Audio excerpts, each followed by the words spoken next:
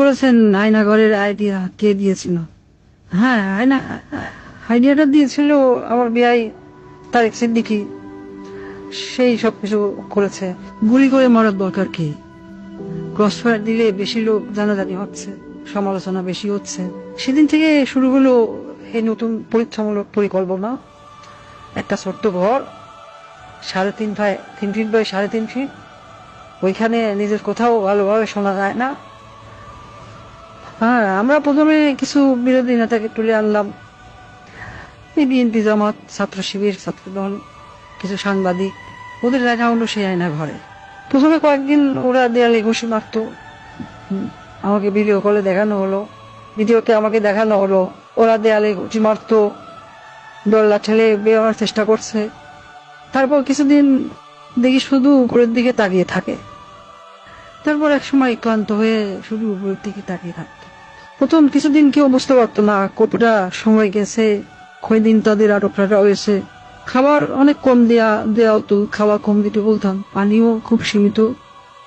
কেউ কেউ নিজের আয়নায় নিজের প্রতিবিম্বকে দেখে সহ্য মনে করত, নিজেকেই আক্রমণ করা শুরু করলো।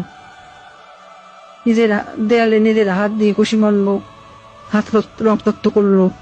আমার সবচেয়ে সুন্দর দৃশ্য ছিল যখন একজন সাংবাদিক, কি যেন ওর নাম, হ্যাঁ মাসুদ, নিজের নখ দিয়ে নিজের মুখের চামড়া ছিঁড়ে ফেলা চিৎকার করছে। আমার পছন্দ হলো। সারা দেশে আরো বেশ কিছু এরকম আয়নাঘর বানালাম। যুদ্ধপরাধী রাজাকার ছেলে মেয়েদের সেখানে বন্দি করতে বললাম। মাঝে মাঝে 2-1জনকে ছেড়েও দিতাম। ফিরে এসে কেউ কিছুই বলতো না, ওইভাবে বলে দিয়েছিলাম যেন কেউ মুখ না খোলে।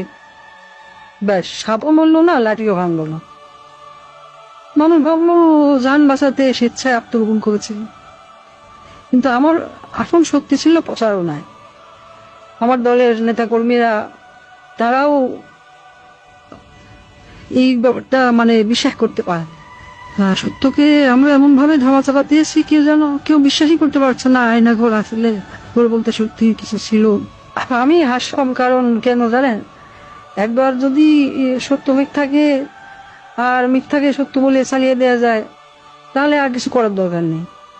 মানুষের মনে সন্দেহ ঢুকিয়ে দেওয়াই যথেষ্ট।